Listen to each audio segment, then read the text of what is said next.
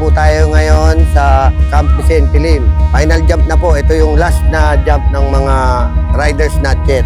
Dapat itong araw na to 100% sure. Walang anuman na masamang nangyayari sa atin. Tikmay ko man.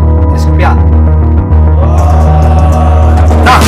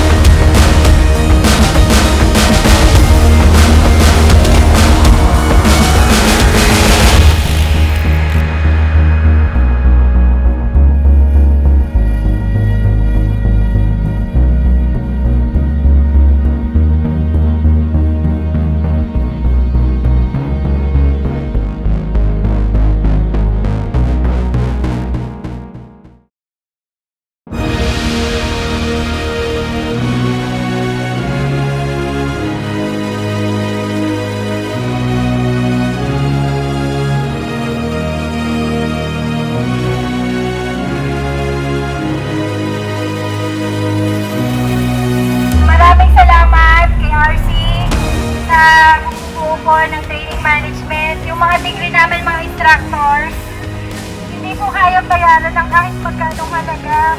Yung binigay yung dedikasyon.